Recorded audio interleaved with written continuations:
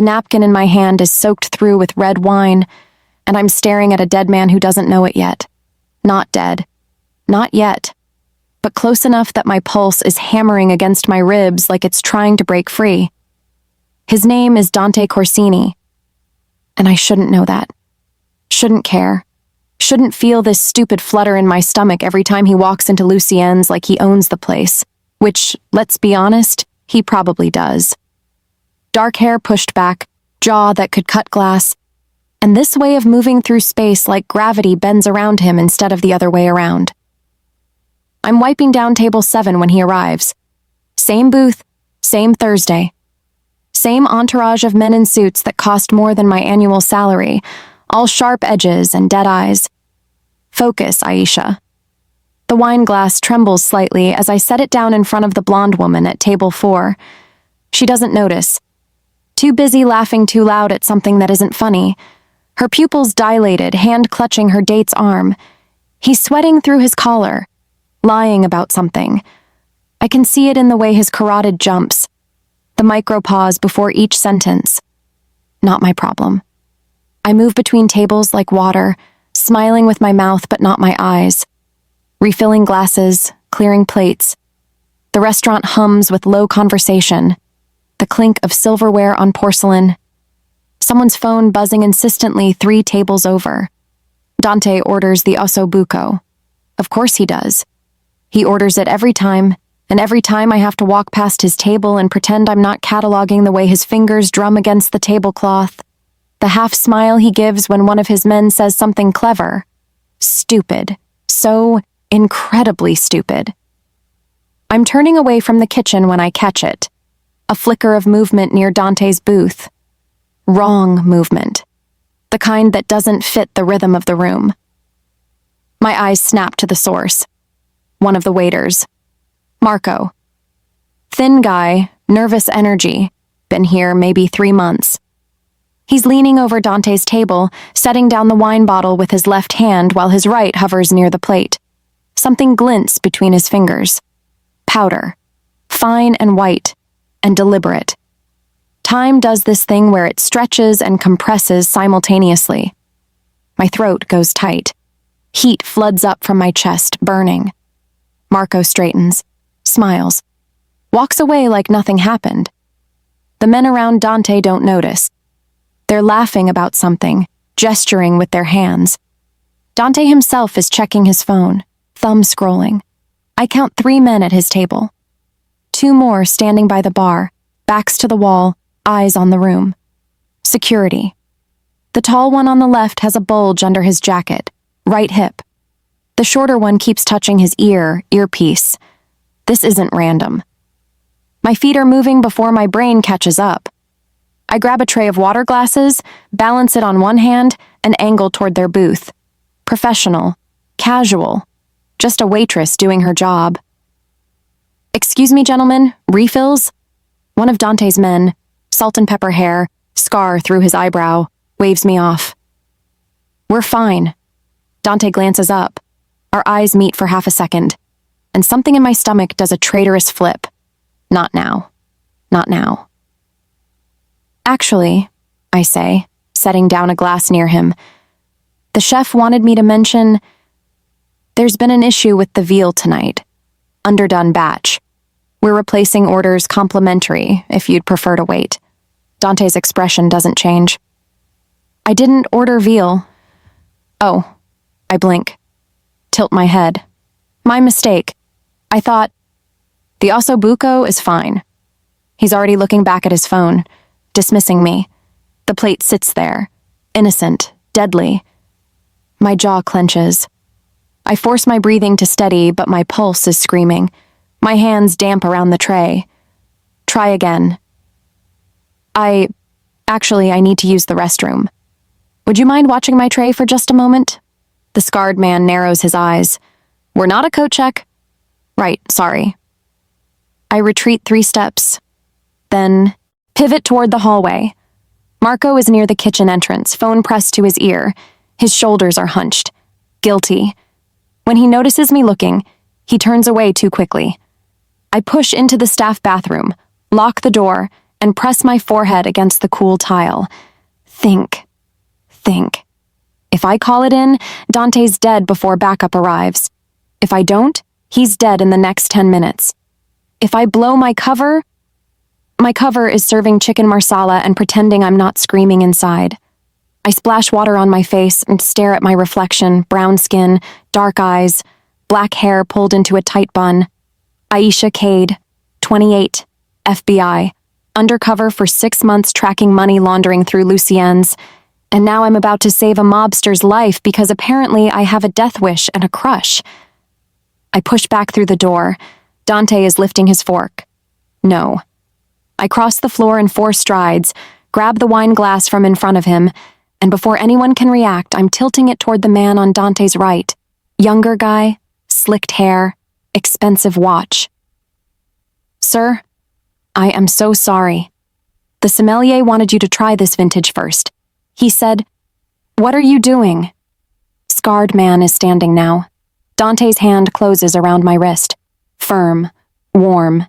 His eyes lock onto mine, and they're sharp, calculating. Not angry, but questioning.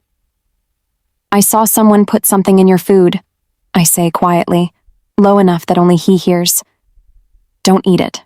Don't drink that." His grip tightens fractionally. "Who?" "Marco, the waiter. Please." He studies my face for 3 long seconds, then releases me, but doesn't touch the plate. The younger guy reaches for the wine glass I tried to redirect. "I'll try it." "No." Dante's voice cuts clean. He pushes the plate toward the scarred man instead. "Luca, taste this." Luca frowns. "Boss. Now." The restaurant seems to hold its breath. Luca lifts the fork, brings it to his mouth, chews once, twice. Then his face drains of color. He coughs, hand flying to his throat, eyes watering. The fork clatters to the table. Everything happens at once. Chairs scraping, shouting. The 2 men from the bar converge on the booth. Someone's hand goes inside their jacket. A woman screams. Plates shatter. Dante doesn't move, just sits there, watching Luca gasp and retch, watching his men swarm Marco, who's trying to bolt toward the kitchen. Then Dante's eyes find mine again. "You," he says. Just that. 1 word. I can't breathe. One of his men has Marco against the wall now, forearm across his throat. Someone else is on a phone speaking rapid Italian I can barely follow. A hand touches my shoulder. I spin. It's the younger guy with the slicked hair. He's leaning close, voice barely audible under the chaos. "She saw everything," he murmurs. Not to me, but to someone behind him. Then I feel them. Eyes. Dozens of them. The entire booth, the men by the bar, even the guests who've frozen mid-bite, watching. They're all looking at me. And Dante Corsini is smiling. I'm holding a fork with poisoned osso buco on it, and Dante Corsini is looking at me like I'm the most dangerous thing in this room. Not the poison. Not the traitor bleeding against the wall. Me. "You're coming with me." My brain stutters. "Excuse me?" "Now." He stands, buttoning his jacket with one hand, like we're discussing dinner reservations instead of attempted murder. His men are already moving, forming a perimeter around us. Wait, I can't just... Don't ask questions, Caroline." He knows my name. Of course he knows my name. I've been serving him every Thursday for 6 months. And somehow that feels more invasive than anything else happening right now. "Just come." The scarred one, Luca, still wheezing slightly, grabs my elbow. Not rough, but firm enough that I feel the gun holstered under his jacket when his arm brushes mine. This is insane. This is so far beyond protocol that I can't even see protocol from here. But Marco is watching me from where 2 of Dante's men have him pinned, blood trickling from his nose, and his eyes are making promises. Bad ones. The kind that end with my face on the news, and my sister identifying my body. So I go. The SUV is black and bulletproof, and smells like leather and expensive cologne. I'm wedged between Luca and another guard who hasn't said a word. Dante sits up front, phone pressed to his ear, speaking rapid Italian that I catch maybe every third word of. Tradimento, sangue, guerra, betrayal, blood, war. My heart is trying to punch through my sternum. I press my palms against my thighs, force my breathing to even out. Think. I need to think. I left my purse in my locker at the restaurant. My phone. My service weapon is in my apartment, 7 miles away. Nobody knows where I am. Nobody saw me leave except Marco, and Marco is busy having a very bad night. The city blurs past the tinted windows. We're heading north, away from downtown, into the hills where houses hide behind gates and security cameras. Where are we going? My voice comes out steadier than I feel. Nobody answers. 15 minutes later, we pull through iron gates that look like they could stop a tank. The house beyond is sprawling, stone and glass, lit from within like something out of a magazine spread. Old money, or old crime. Probably both. Dante gets out first. Luca opens my door, gestures for me to follow. My legs feel disconnected from my body as I step onto the stone driveway. Gravel crunches under my cheap work flats. Inside, the house is exactly what I expected. Marble floors, art that's probably worth more than my life, furniture that looks uncomfortable on purpose. A woman in a dark suit nods at Dante as we pass. More security. How many people does he employ? He leads me through a hallway into what looks like a study. My laugh comes out sharp, brittle. You're joking. Do I look like I'm joking? He doesn't. I wanted to save his life. That was it. Do one decent thing in this undercover hellscape where I'm pretending to be someone I'm not, watching money get laundered through innocent-looking receipts while my handlers tell me to wait, be patient, gather evidence. And now I'm trapped. For how long? My voice is smaller than I want it to be. I don't know. He says it simply, honestly. As long as it takes to neutralize the threat, days, weeks, however long I need to make sure you don't end up in the river. The river. He says it so casually. I have a life, a job, a sister. I almost say sister, but something stops me. Don't give him ammunition. You have a death sentence if you leave. My hands are shaking. I shove them into my apron pockets, feel the pen and order pad I forgot to take out. I should call this in. Should contact my handler, get extraction, let the bureau figure this out. But if I do that, my cover is blown. 6 months of work, gone. And the Volkovs will still know my face. The bureau can't protect me 24/7. Witness protection takes time. Paperwork, approval. Time I don't have. I need to make a phone call, I say. Dante considers this. 1, supervised. That's not. 1, he repeats. Or none. I want to throw something at him, want to scream. Instead, I nod. He pulls out his own phone, dials a number, speaks briefly in Italian, then hands it to me. 5 minutes. My handler's number is burned into my memory. I dial. It rings 3 times. This is Caroline. I use the code phrase we established. I need to talk to my supervisor about schedule changes. There's a pause. Then, go ahead. I turn slightly away from Dante, lower my voice. Situation escalated at primary location. Cover intact but compromised secondary. Require temporary dark for safety. Estimate 1 to 2 weeks. Can you approve? Another pause. Longer this time. I can practically hear the wheels turning. Approved. Check-in every 72 hours. Miss a check-in and we extract by force. Understood. I hang up. Hand the phone back to Dante. He's watching me with that unreadable expression. Satisfied? Thrilled, I say flatly. There's a guest room upstairs, second door on the left. You'll have everything you need. Except freedom. Except a bullet in your skull, he corrects. You're welcome. He walks past me, pauses at the door. Someone will bring you dinner. Try not to make this harder than it needs to be, Caroline. Then he's gone. I stand there in his study, surrounded by books and money and the weight of my own terrible decision, and pull out the phone again.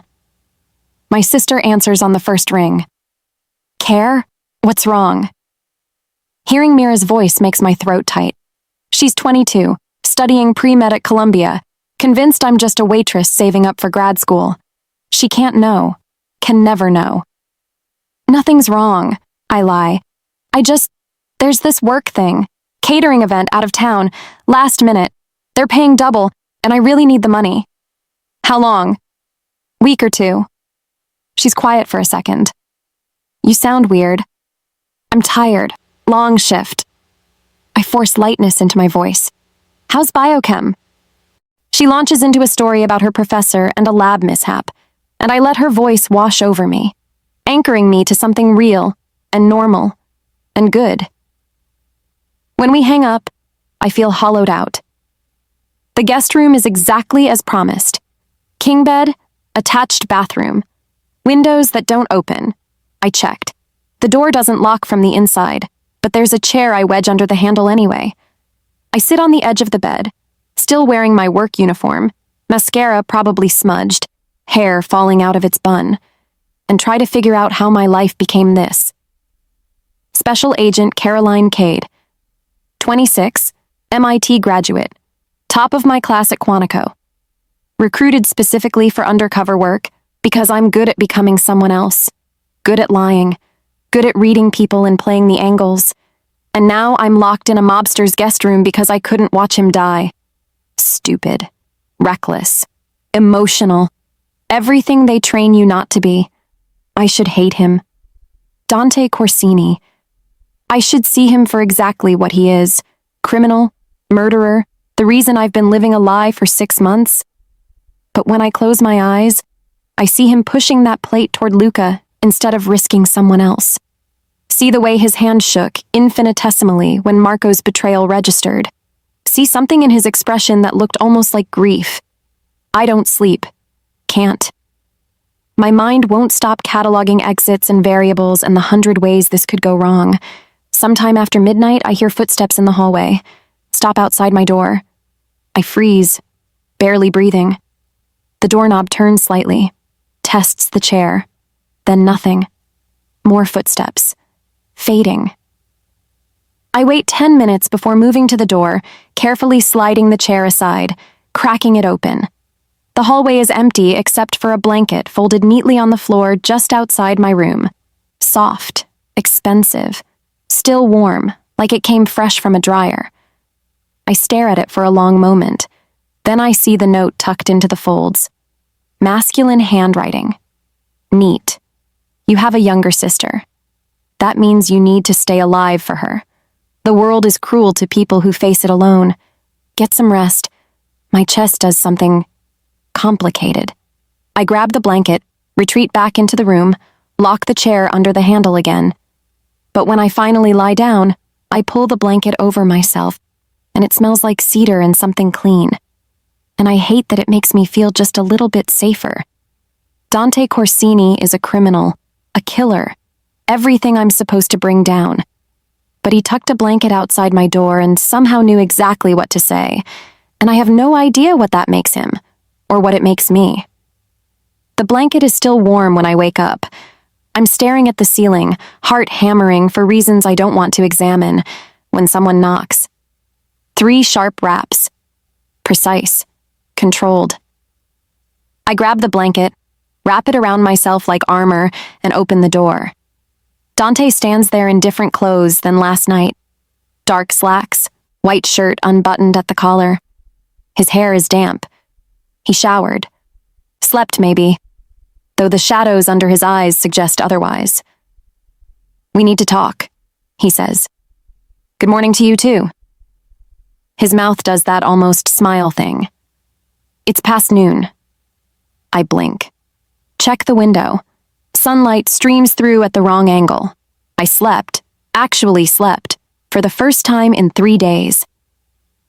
Kitchen, he says, 5 minutes. He's gone before I can respond. I dress in yesterday's clothes because they're all I have. My uniform still smells like the restaurant. garlic and panic and someone else's perfume. I need a shower, fresh clothes, my own life back. Instead, I go downstairs. The kitchen is enormous in daylight. Windows overlook manicured gardens I didn't notice before. Marble countertops, professional-grade appliances, copper pots hanging from hooks like art installations. This isn't a kitchen. It's a statement. Dante's at the espresso machine, coaxing dark liquid into a tiny cup. He doesn't look up when I enter. Coffee? Please. He makes another, hands it to me without asking how I take it. Black. Strong enough to strip paint. Exactly right. I lean against the counter, cup warming my palms, and wait. You're staying here longer than I thought, he says finally. Marco talked before Luca finished with him. The Volkovs paid him $50,000 to poison me. They know it failed. They know you're the reason why. My stomach drops. How much did he tell them? Everything. Your face, your name, where you work. They have contacts at Lucien's. They'll figure out your address by tonight if they haven't already. The coffee turns bitter on my tongue. So, what does that mean? It means you're not going home. He sets down his cup, turns to face me fully. Not for a while. Could be weeks. Could be months, depending on how this plays out. Months. The word echoes in my skull. I have a life, Dante. A job. Had. He says it without inflection. You can't go back to Lucien's. Can't go back to your apartment. The Volkovs don't forgive. And they don't forget. You saved my life, which makes you complicit in their failure.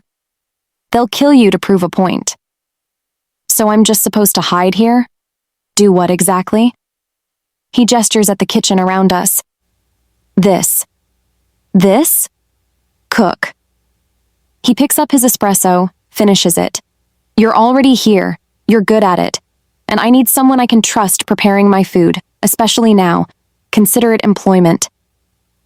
I laugh. Can't help it. The sound comes out sharp and wrong. You want me to be your personal chef? Yes. While I'm trapped in your house because someone wants me dead. While you're protected in my house because someone wants you dead, he corrects. There's a difference. Is there? We stare at each other across the kitchen. Morning light cuts between us, dust motes suspended in the air. His eyes are so dark they're almost black, and they're locked on mine with an intensity that makes my breath catch. You don't have many options, Caroline. And whose fault is that? Yours? He says it quietly, factually. You chose to interfere, to save me. That choice has consequences. Heat floods my face. So this is my punishment? Cooking for you indefinitely? This is your survival. He steps closer, not threatening, just closer. I can smell his cologne now, something expensive and cedar sharp.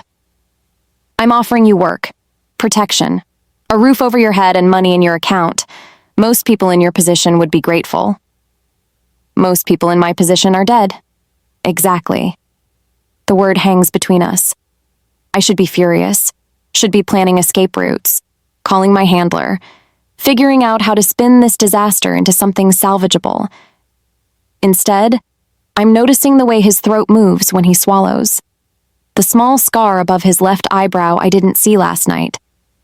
The fact that his hands, which have definitely killed people, are steady and careful when he sets down the espresso cup. Fine, I say. But I need clothes, toiletries, my own things. Make a list. Someone will get them. I can't just... You can't leave, Caroline. Not yet. His voice drops. Please, trust me on this. Please. The word sounds foreign in his mouth, like he doesn't use it often. I nod. Once. Sharp. Good. He reaches past me for his phone on the counter. His arm brushes my shoulder. I feel the contact like static electricity. There's a notepad in the drawer. Write down what you need. Then he's walking away, phone already pressed to his ear, speaking rapid Italian.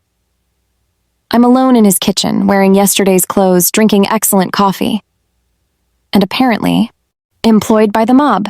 Special Agent Caroline Cade. This is definitely going in my report. If I survive long enough to write it, I make the list. Clothes, sizes, basics, nothing fancy. Toiletries. My favorite moisturizer. Because if I'm going to be trapped here, my skin isn't going to suffer for it. Phone charger. I hesitate, then add, notebook and pens. Dante's voice filters in from somewhere deeper in the house. He's angry. I can hear it in the cadence, the sharp consonants. Someone is getting a very bad phone call. I open the massive refrigerator. It's stocked but impersonal. Expensive ingredients with no particular theme, like someone bought everything possible without knowing what to do with it. The pantry is the same. Imported pasta, truffle oil, saffron that costs more per ounce than gold. All the tools, none of the vision. My fingers itch. I pull out my phone. They let me keep it, surprisingly, and open the Notes app. Start planning menus. If I'm doing this, I'm doing it right. Breakfast, lunch, dinner, variations for mood and weather, things that can be prepped ahead, things that need to be made fresh. I'm absorbed in calculations when Dante returns. What are you doing? I don't look up. Working. You hired a chef, you get a chef. He moves beside me, peers at my phone screen. What is this? Meal planning. You have excellent ingredients and no plan. That's a waste. I scroll through my notes. Do you have dietary restrictions, allergies, things you hate? No cilantro. I add it to the list. What else? I don't.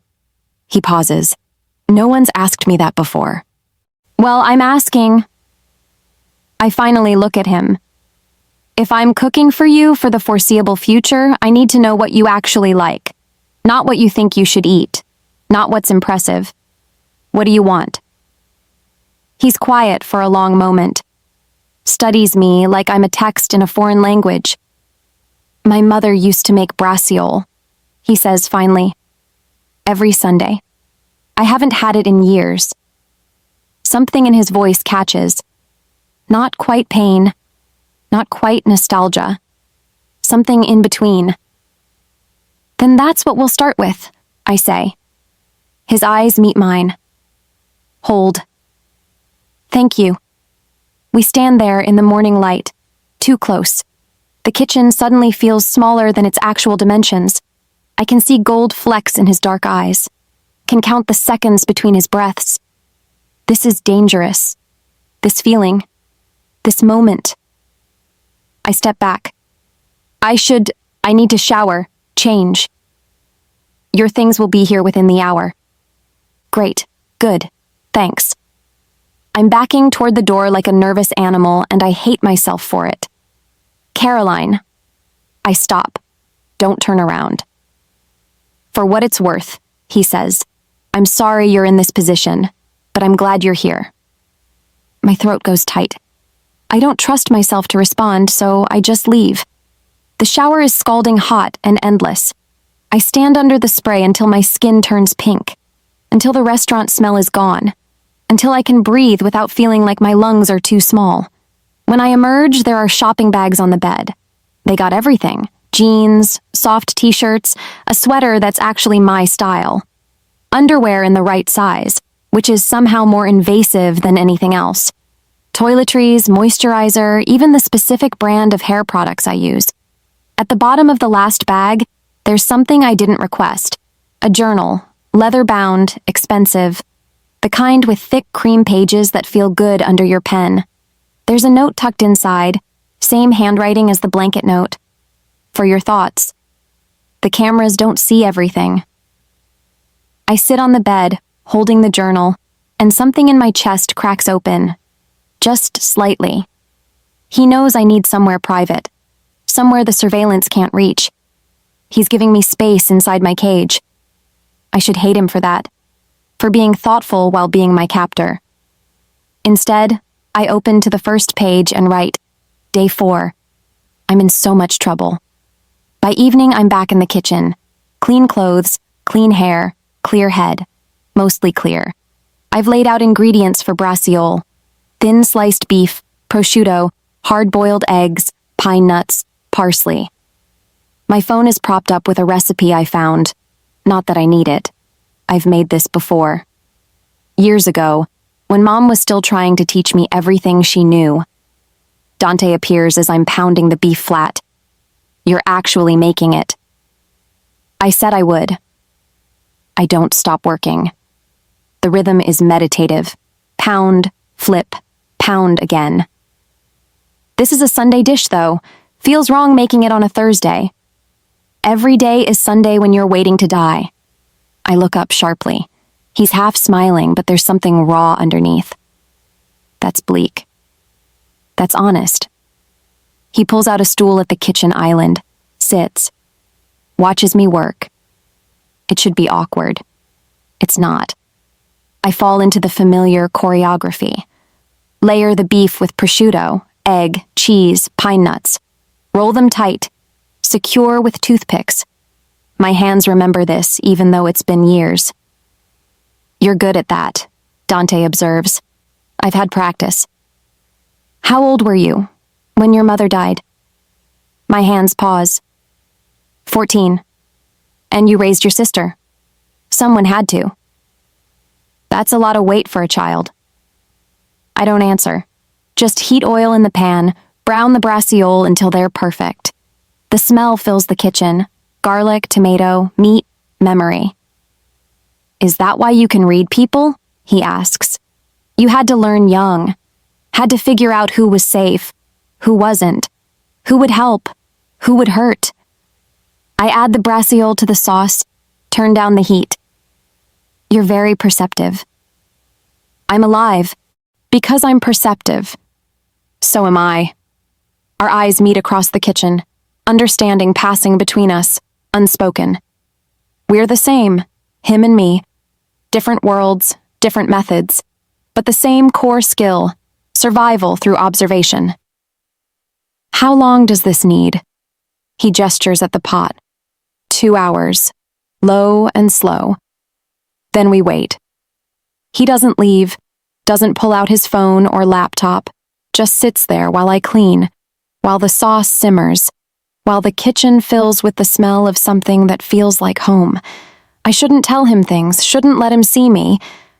But the cameras are watching, and the journal only holds so much, and I'm so tired of carrying everything alone. Mira doesn't know, I say quietly, about Mom's cancer, how bad it was at the end. I told her it was peaceful, that she just went to sleep. Dante's silent, listening. It wasn't peaceful. It was awful. But Mira was 7, and I couldn't... My voice cracks. I couldn't let her remember Mom that way. So you carried it yourself? Yes. And you've been carrying her ever since. I nod. Don't trust my voice. That's why you need the money, he says. The tuition, the rent. You're giving her the life your mother wanted her to have. It's all I can do. He stands, crosses to where I'm standing at the stove. Doesn't touch me, just stands close enough that I can feel his presence. You're a good sister, he says quietly. A good person. I'm a liar. I'm lying to everyone, including you. Everyone lies, Caroline. The question is why? His voice drops. You lie to protect the people you love. That's not the same as lying for gain or cruelty. I turn to look at him. He's so close I can see individual eyelashes, the slight stubble along his jaw, the way his lips part slightly when he's thinking. What do you lie about? I whisper. Everything. He says it simply. Who I am, what I want, what keeps me awake at night. And what's the truth? His hand comes up, hovers near my face, doesn't quite touch. I don't remember anymore. The moment stretches, pulls tight. One of us should move, step back, break this before it becomes something neither of us can take back. Neither of us moves. The timer beeps, loud, jarring. We spring apart like we've been burned. I turn to the stove, hands shaking, and check the braciole. Perfect, tender, ready. I'll plate, I say, voice unsteady. I'll open wine, he replies. We move around each other carefully. Too carefully. The air feels charged with something neither of us is naming. I serve the braciole over creamy polenta, sauce pooled around it, fresh parsley on top. It looks like something from a magazine. Smells like childhood. Dante takes the first bite, closes his eyes. He stops, opens his eyes. They're suspiciously bright. This is exactly how she made it. Good? Perfect. We eat in silence. Not awkward silence, the kind that doesn't need filling, the kind that feels like understanding. When we're done, he helps me clean, dries dishes while I wash, standing hip to hip at the sink, and it feels domestic in a way that terrifies me. Thank you, he says when the last pot is dried. For. He gestures vaguely. Everything. It's just food. It's not. His voice is rough. It's the first time this house has felt like a home in years. Before I can respond, his phone buzzes. He checks it, and his expression shudders closed. Back to business. I have to take this. There's an issue with one of the shipments. He's already moving toward the door. Get some rest, Caroline. Tomorrow we start for real. Then he's gone, and I'm alone in his kitchen that smells like my mother's recipe. And I realize I haven't thought about my handler or my mission or my cover story in hours. I've just been here, present, real, with him. I'm in so much trouble. And the worst part? I'm not sure I want out anymore. I'm wiping down the counter when I realize someone's been in my room. Nothing obvious, nothing missing, just wrong. The journal I left face down on the nightstand is face up. The closet door I always close is open 2 inches. Small things, the kind most people wouldn't notice. I notice everything. My pulse kicks up, but I keep my expression neutral. The cameras in the hallway might not catch my face, but they'll catch my body language. So I move normally, deliberately. Like nothing's wrong. Like I'm not calculating which of Dante's people would want to search my things. And why? The lunch service was perfect. Seared branzino with lemon and capers, roasted vegetables that practically melted. Dante ate every bite, complimented the crisp on the skin. Then his phone rang, and he disappeared into meetings that lasted hours. I spent the afternoon prepping dinner, coq au vin, because the weather turned cold and something braised feels right. The kitchen became mine in the quiet. Chopping, searing, deglazing, meditation with a knife. Now it's evening and the house feels too big, too empty, too full of eyes I can't see. I head back downstairs, need to check the chicken, adjust the heat, but I pause in the hallway when I hear voices from Dante's study. Don't trust her. Male voice. Deep. Angry. Your opinion is noted, Luca. Dante. Calm, but with an edge underneath. She shows up out of nowhere, saves your life, and suddenly she's living here? Cooking your food? You don't find that convenient? I find it fortunate. Or it's a setup. Luca's voice rises.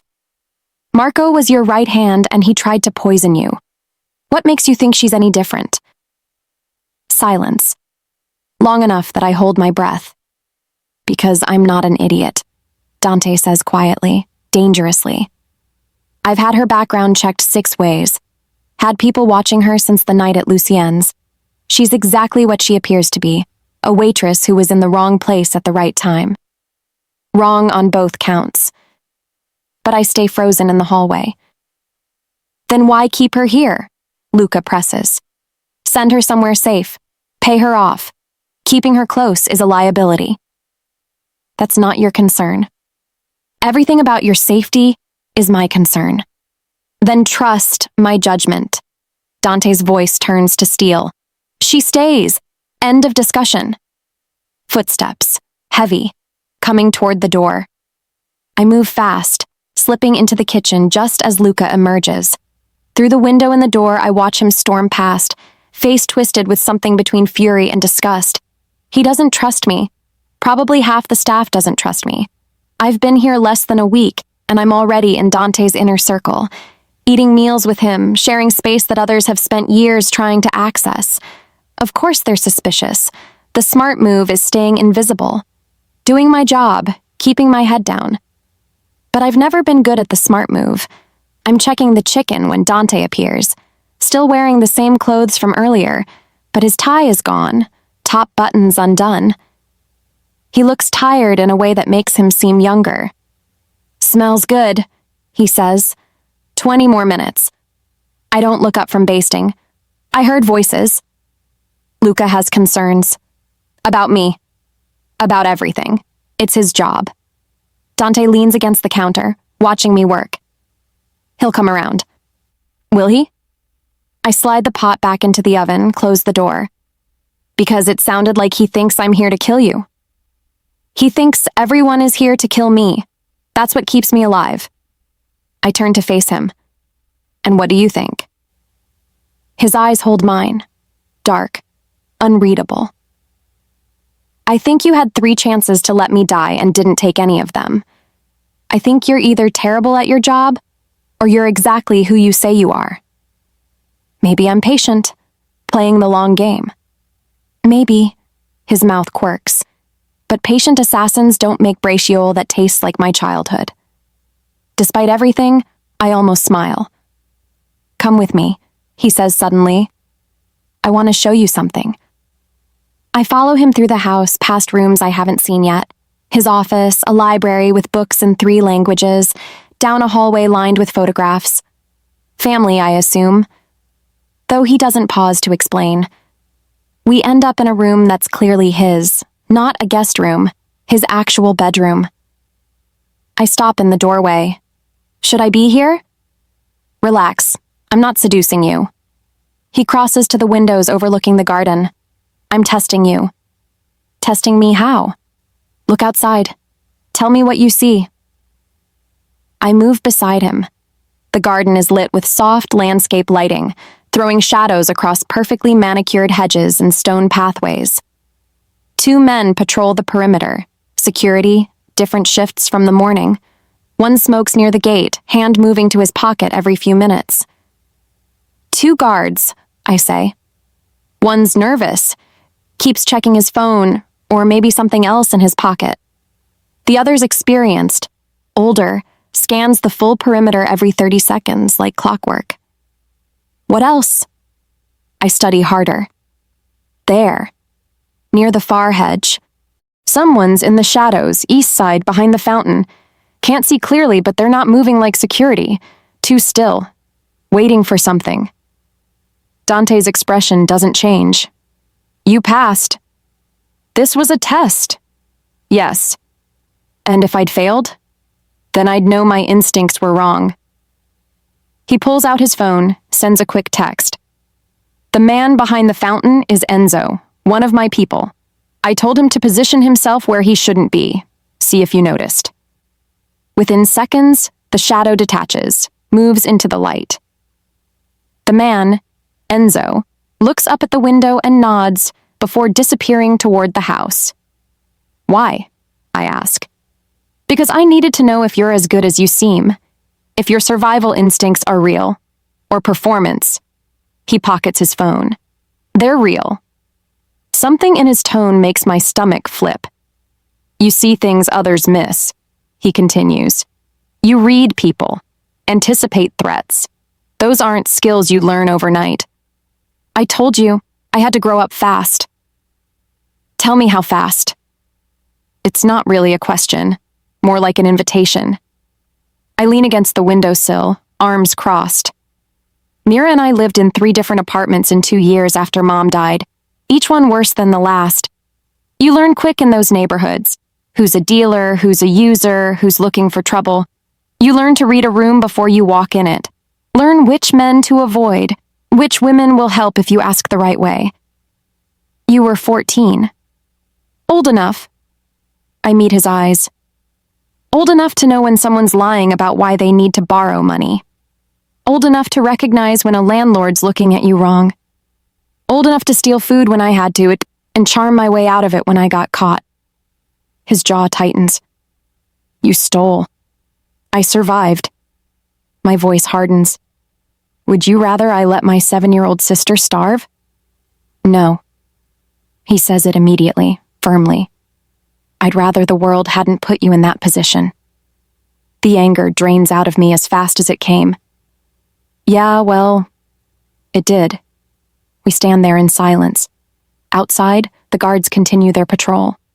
Enzo is gone. The garden looks peaceful, empty, deceptive. When I was 12, Dante says quietly, my father took me to a meeting. Business. I didn't understand half of what was discussed, but I understood the end. A man who'd stolen from my father begged for forgiveness, swore loyalty, kissed his ring. He pauses. I don't interrupt. My father forgave him, publicly. Then, 3 weeks later, the man was found in the river. His reflection in the window shows no emotion. That's when I learned the lesson. Trust is a weapon. People will use it to get close, then destroy you from the inside. Is that why you test people, like you just tested me? That's why I'm still alive. He turns to face me. Marco was with me for 3 years. 3 years of loyalty, service, friendship, and he put poison in my food for $50,000. Not everyone is Marco. No. His eyes search mine. But how do I know which ones aren't? The vulnerability in his voice cracks something open in my chest. This man, who runs an empire built on violence and fear, is asking me how to trust. I step closer, not thinking, just moving. My hand lands on his forearm, gentle, grounding. You don't know, I say quietly. Nobody does, but you make your best guess, and you watch for the moment it changes. That's all any of us can do. His hand covers mine, warm, solid. We stand like that for 3 heartbeats, 4, 5. Then his phone buzzes, and the moment shatters. He checks the screen, expression shuddering. Dinner meeting, one of the clubs downtown. I need to leave in 20. The chicken won't be ready. I'll eat when I get back.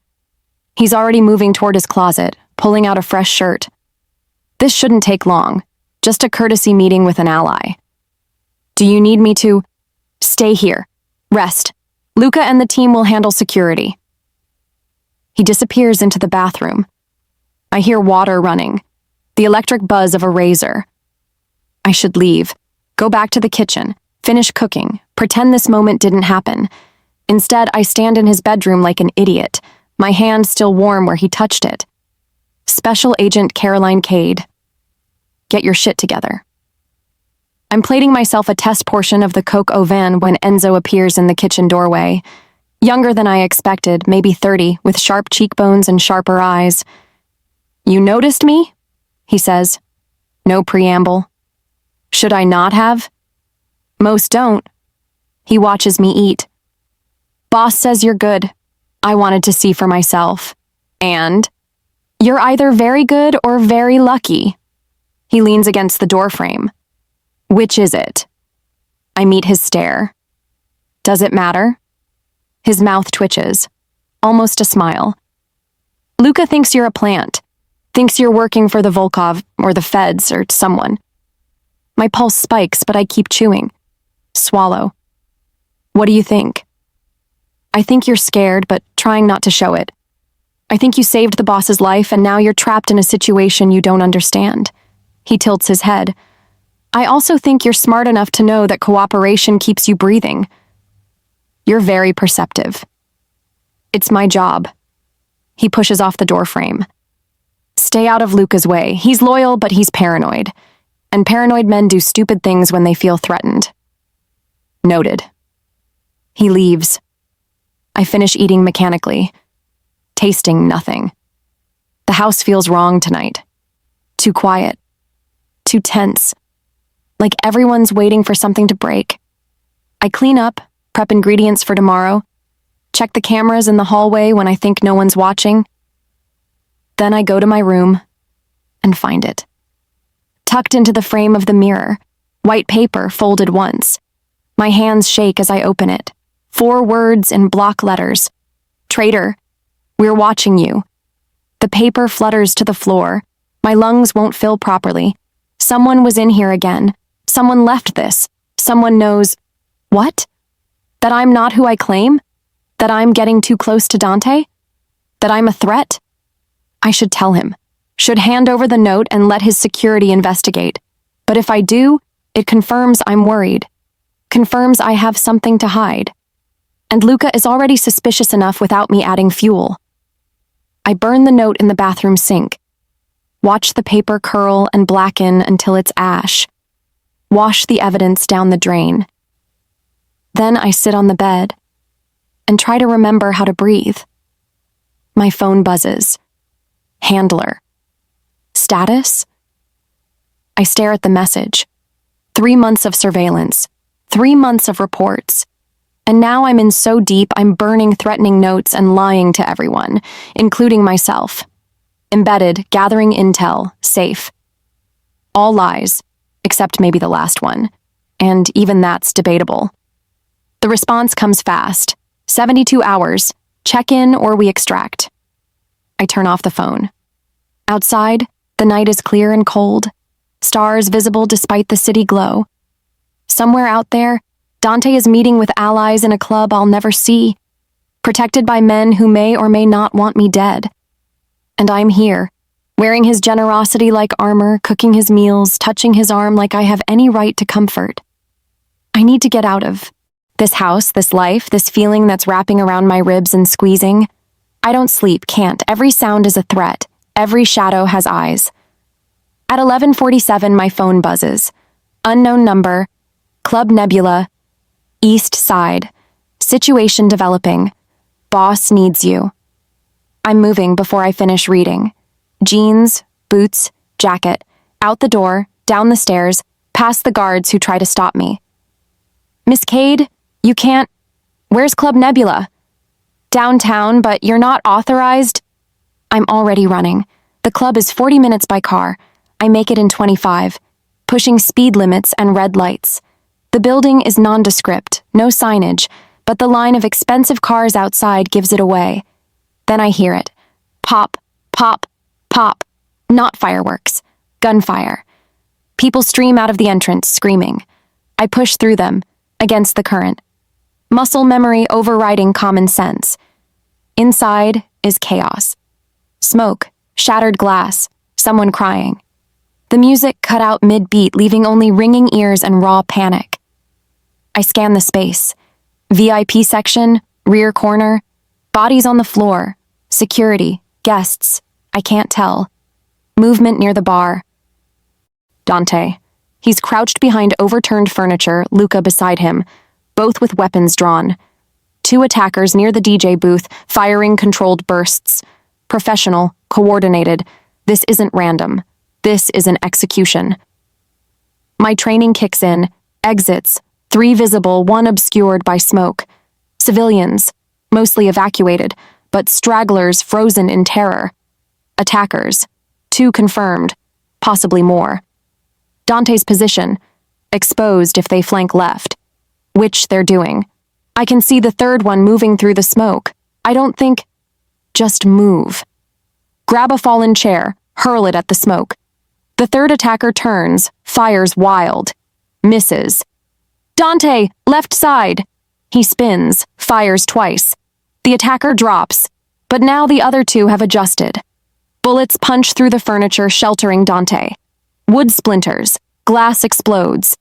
Luca returns fire, but his magazine clicks empty. The attackers advance. I'm running before I choose to. Across the open floor, fully exposed, every instinct screaming that I'm going to die. I hit Dante like a linebacker, knocking him sideways just as bullets tear through the space his head occupied. We go down hard. His elbow cracks against the floor. My knee slams into broken glass. Then he's rolling, covering me with his body, weapon up and firing over my head. 2 shots. Precise. Final. Silence. The kind that's worse than gunfire, because it means you survived and now you have to process what just happened. Dante doesn't move off me. His chest heaves against my back, heart slamming. I can feel his pulse through his ribs, feel him shaking. Or maybe that's me. Caroline. His voice is rough, raw. Are you hit? No. You? No. But he still doesn't move. Sirens now. Distant, but approaching. Luca is on his phone, barking orders. Other guards appear from somewhere, securing the space. Dante's hand grips my shoulder, tight enough to bruise. You ran toward gunfire, he says into my hair. You could have been killed. So could you. That's different. How? He finally shifts his weight, lets me roll over. His face is inches from mine, streaked with debris, eyes wild with something between fury and fear. Because I'm already dead inside, he whispers. But you're... He doesn't finish. Can't. Maybe. Come on. Luca appears above us. We need to move. Now. Dante pulls me up. My knee screams where glass embedded in the skin. I ignore it. We're in a car before I register movement. Different vehicle, armored, Luca driving like we're being chased. Maybe we are. Dante sits beside me in the back, hand still gripping mine. His thumb presses against my racing pulse. How did you know? He asks. Someone texted me, said you needed me. Who? I don't know. I pull out my phone with my free hand, show him the message. His expression darkens. This number isn't one of mine. Then who? Someone wanted you there, wanted you in the line of fire. His grip on my hand tightens. This wasn't just an attack on me. It was a message. About what? He looks at me then. Really looks. And I see it in his eyes. About you. The safe house is smaller than his main residence. Industrial neighborhood, nondescript building. Multiple exit routes, smart.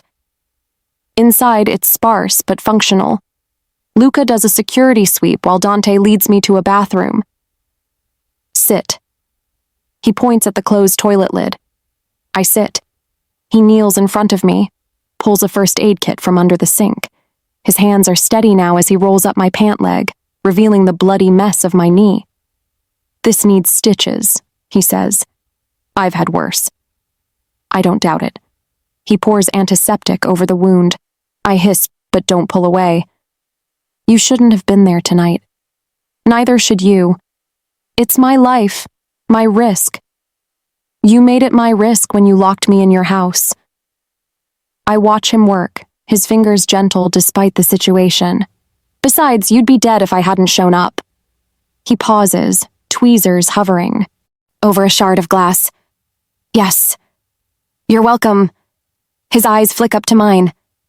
You saved my life. Again. Keep track. I'll send you a bill. That almost smile flickers across his mouth, then dies as he extracts the glass, drops it into the sink with a clink. 6 pieces, he says. You're going to have scars. Add them to the collection. He cleans the wound with careful precision, applies butterfly stitches, wraps my knee in gauze. Professional, practiced. When he's done, he doesn't let go of my leg, just kneels there, hands resting on my calf, staring at nothing. I almost got you killed tonight, he says quietly. You didn't. They did. Because of me. Because you're associated with me. His voice cracks. Marco's betrayal was business. This was personal. They're not just trying to kill me anymore. They're trying to hurt me first. By targeting me. Yes. The word hangs between us. Then we figure out who sent that text, I say. Who wanted me there? We find them and we stop this. We? You think I'm backing out now, after getting shot at? I lean forward until he's forced to look at me. I'm in this, whether you like it or not. His hands slide up to my knee, to my thigh. Not sexual, anchoring. You should run, he whispers. Take your sister and disappear. I can make it happen. New identities, clean papers, money to start over. You'd be safe. I don't run. Caroline, I don't run, I repeat, firmer. Not from this. Not from you. His breath catches. We're too close. Close enough that I can see the blood on his collar. His or mine, I'm not sure. Close enough that I feel the heat coming off him despite the cold room. You're going to get yourself killed protecting me, he says. Probably. That's not funny. I'm not laughing. His hand comes up, cups my face, thumb brushing my cheekbone. His touch is reverent, terrified. I can't lose anyone else, he breathes. I can't. Then don't. I don't know who moves first. Maybe both of us. Maybe neither. But suddenly his forehead is pressed to mine, his breath mixing with mine, his hands shaking against my skin. Caroline. My name sounds like a prayer, like a confession. I know, I whisper. Me too. We stay like that, broken and bloody in a safe house bathroom, pretending we're not both falling apart, pretending this is just survival instinct and adrenaline, pretending it's anything but what it actually is. Later, much later, after Luca's finished his sweep and the house is secure, I find Dante on the small balcony. He's holding something small in his palm, rolling it between his fingers. A bullet casing. From the club. From the attack. He doesn't look up when I join him. .45 caliber, he says. Military grade. Expensive. The Volkovs prefer 9mm. This is something else. Someone new? Or someone old I thought was buried. He closes his fist around the casing. Either way, they wanted us both dead tonight. But we're not. No. He finally looks at me. We're not.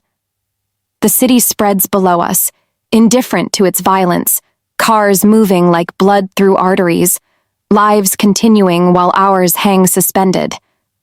Thank you, he says, for running toward me instead of away. Where else would I go? His expression cracks, just for a second, just enough that I see past the armor to the man underneath. Scared, exhausted, desperately trying to protect something he thinks he's already lost. Me. He's trying to protect me. Caroline. My name again. Softer this time. Broken. I step closer, take his hand still clutching the bullet casing. We'll figure this out, I tell him. Together. I promise. He nods. Doesn't speak. Can't. Maybe. But his hand tightens around mine, and we stand there in the dark, two people who should be enemies pretending we're anything else. And for tonight, that's enough. I'm holding a chess piece when I realize Dante hasn't left his office in 3 days. Not for meals, not for meetings, not even to sleep, according to Luca, who's been stationed outside the door like a particularly menacing gargoyle. He's fine, Luca says when I ask. His tone suggests I should mind my own business. He hasn't eaten. He'll eat when he's ready. That's not how bodies work. Luca's jaw tightens. Boss doesn't want to be disturbed. I look at the tray in my hands. Roasted chicken, still warm, fresh bread, the kind of simple, honest food that's supposed to be comforting. It's been sitting outside his door for 6 hours, untouched, going cold. This is the 4th tray I've brought up, the 4th tray ignored. Something twisted happens in my chest. Move, I tell Luca. No. I'm not asking. We stare at each other. He's bigger, armed, has orders. I'm holding chicken. And spite. When was the last time you played? I ask, arranging pieces. I don't remember. Then this should be interesting. White or black? Black. Pessimist. I turn the board. Your move. He stares at the board like it's a foreign object, then slowly reaches out and moves a pawn. We play in silence for a few moves. He's rusty but good, calculating, strategic, seeing patterns I have to work to anticipate. I take his knight. He takes my bishop. The board evolves into a complex middle game. Where did you learn? He asks, eyes on the board. Mom taught me. Said chess was the only game where being smart beat being lucky. I castle my king. Your turn. He moves his queen, aggressive. She was right. Usually was. We play longer. The office feels smaller, warmer. The terrible tension that's been hanging over him for 3 days starts to ease, muscle by muscle. I make a deliberately bad move, leave my rook exposed. He catches it immediately. That's a trap. Is it? You want me to take it so you can fork my king and knight. Maybe I just made a mistake. You don't make mistakes. His eyes flick to mine. Not in chess, anyway. Arrogant? Observant? He doesn't take the rook, moves his pawn instead. Conservative, protecting his position. I smile. Scared? Careful. Where's the fun in that? I push aggressively, sacrificing a bishop to open up his king. He counters beautifully, turning my attack into a defense. We're evenly matched. The game stretches on. Check, he says eventually. Quiet satisfaction in his voice. I study the board. He's got me cornered. Almost. I move my knight. Checkmate. He blinks, looks at the board, then starts laughing. Actually laughing. Not the polite chuckle he uses in meetings or the bitter sound that comes when someone disappoints him. Real laughter, deep from his chest, crinkling the corners of his eyes. I freeze, stare at him. He notices. The laughter fades, but the smile remains. Softer now.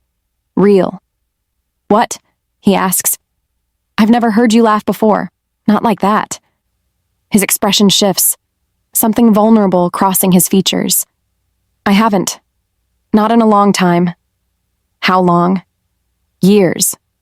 He's still looking at me like I've performed magic. You're the first person who's made me...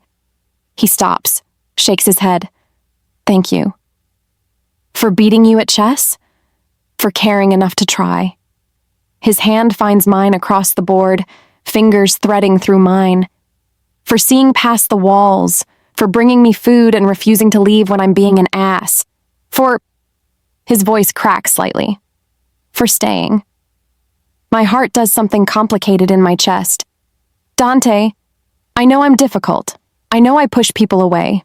But you... He squeezes my hand. You push back. And I don't know what to do with that. Maybe don't do anything. Maybe just let it be. He studies me with those dark eyes that see too much. You're dangerous, Caroline Cade. How's that? You make me want things I can't have. Safety, trust, something that feels like... He stops himself, releases my hand, leans back. The walls start rebuilding. I catch his hand before he can retreat fully. Like what? Nothing. Forget I said anything. Dante, I should get back to work. But he doesn't pull away, doesn't reach for his laptop or his papers, just sits there, hand still in mine, looking lost. When I was 8, he says suddenly, my father took me to the family estate in Sicily, showed me the vaults where we kept records going back centuries, ledgers, contracts, blood debts. He told me every name in those books was someone who would either die for us or try to kill us. Sometimes both. I stay quiet, let him talk. He showed me my grandfather's name, my great-grandfather's, all the way back, and he said, this is your inheritance, not the money or the power, the enemies. Every generation passes them down like heirlooms. His jaw tightens. I was 8 years old, and I realized my death was already written in someone else's book. That no matter what I did, someone, somewhere would want me dead just for being born with the wrong last name. That's not fair. That's legacy. He looks at me. That's why I can't... Why I shouldn't what? Care about you. The words come out raw, honest. Because everyone I care about becomes a target. And you've already been in the line of fire twice because of me. I chose that. You shouldn't have to choose. His free hand comes up, cups my face, thumb brushing my cheekbone like I'm something precious, breakable. You deserve a normal life. Safety. Someone who can give you more than danger and paranoia and enemies that never die. What if I don't want normal? You should. But I don't. We're close now. Too close. I can see the gold flecks in his eyes, the slight scar through his eyebrow, the way his lips part when he's about to say something he shouldn't. Caroline. My name sounds like a warning, like a plea. Yeah? If you stay close to me, you'll get hurt. It's not a possibility. It's inevitable. I'm already hurt. Got the stitches to prove it. I'm serious. So am I. I cover his hand with mine, holding it against my face. I'm not scared of your enemies, Dante. I'm not scared of your legacy, or your walls, or any of it. What are you scared of? The question catches me off guard. Honest, direct. I should lie, should deflect, should protect the cover that's already threadbare. Instead, I tell the truth. That you'll push me away before I can prove you're wrong about being alone. His breath catches. His thumb traces my jaw, my bottom lip. The touch is reverent, barely there. You should go, he whispers. Before I do something I'll regret. What if I want you to? His control fractures. I see it happen, the moment the walls crack and something wild and desperate breaks through. But he doesn't move, just sits there, trembling with restraint, holding my face like I'm the only solid thing in his world. Get some sleep, I say finally, gently. Real sleep. In an actual bed. The work will still be here tomorrow. Will you? The vulnerability in the question breaks something in me. Yes, I promise. I will. I stand, start collecting the chess pieces. He watches me, expression unreadable. At the door, I pause. Look back. He's still sitting there, staring at the empty board like it holds answers. Dante? Yeah? You're not as alone as you think. I leave before he can respond. Before I do something stupid. Like stay. Luca is waiting in the hallway, studies my face with those sharp eyes. He ate? He ate. And maybe check on him in an hour, make sure he actually sleeps. Luca nods slowly. You're good for him, even if he's too stubborn to admit it. He's grieving, I say quietly. All the time, every day, for a life he thinks he can't have. Maybe you'll change his mind. Maybe. I head to my room, but I'm too wired to sleep, too aware of what almost happened in that office, the way his hand felt against my face, the hunger in his eyes when he told me to leave. I'm in so far over my head. I can't see the surface anymore. My handler would pull me out immediately if they knew. Would say I'm compromised, emotionally attached, unable to maintain objectivity. They'd be right. I pull out the journal Dante gave me. Open to a blank page. Day 17. I think I'm falling in love with the target. The words stare back at me. Damning. True. I should burn this page. Should never write that down anywhere, even in a journal the cameras can't see. But I don't. Just close the cover and hide it under my mattress like it might protect the secret. Outside my window, the city glitters, indifferent, beautiful, full of people living normal lives with normal problems. I'm not one of them anymore, not sure I ever was. The next week blurs together in a strange new rhythm. Dante sleeps, eats, smiles more often. We play chess in the evenings, verbal sparring over the board that feels like foreplay neither of us acknowledges. He teaches me to shoot, takes me to the range in his basement, fully equipped, soundproofed professional grade. You need to know how to protect yourself, he says, loading a Glock. Properly. I know how to shoot. Show me. I take the gun, check the chamber, the safety, stance, grip, sight alignment. Fire 6 rounds in tight grouping, center mass. When I lower the weapon, he's staring at me.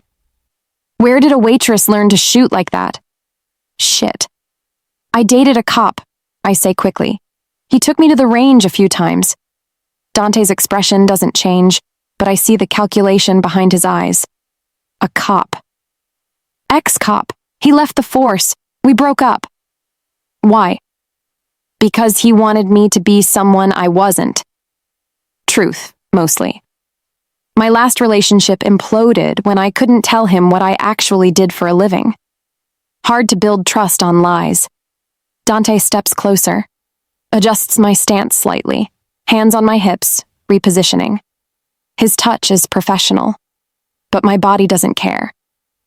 Every nerve lights up. Your grouping is good, he says, voice low near my ear. But you're favoring your right side, compensating for something. Old injury? Childhood accident. Broke my collarbone when I was 12. Healed wrong. His hands slide up, fingertips finding the slight irregularity in my bone structure through my shirt. Here? I can barely breathe. Yeah. Does it hurt? Sometimes. He doesn't move his hands, just stands there, touching me like he's reading Braille, learning my damage. You're full of secrets, he murmurs. So are you. Mine will get you killed. So will mine. His hands tighten, fractionally. What does that mean? I turn in his grip. We're inches apart. It means everyone has things they can't say, lines they can't cross, parts of themselves they have to hide to survive. And what are you hiding, Caroline? Everything. My badge. My mission. The fact that I report to people who want him in prison. The fact that I stopped reporting weeks ago because I can't stomach the thought of betraying him. Nothing that matters. I lie. He searches my face, looking for the crack, the tell. Then his phone buzzes, and the moment shatters. He steps back, checks the message. His expression darkens. What is it? They caught one of the attackers. From the club. He's already moving toward the stairs. Luca's interrogating him now. I follow. The interrogation room is exactly what I expected. Basement, concrete, soundproofed. The attacker is zip-tied to a chair, face bloody, one eye swollen shut. Luca stands over him, knuckles bruised. He looks up when we enter. He's talking, Luca says. And? Dante's voice is ice. The attacker spits blood. There's a rat. Someone in your organization. They've been feeding information to the Volkovs for months. My stomach drops. Who? Dante demands. I don't know names. Just that it's someone close. Someone you trust. The man's good eye finds me. Lingers. Maybe someone new. The implication hangs in the air. Luca's hand goes to his weapon. You accusing her? I'm saying what I know. Someone with access.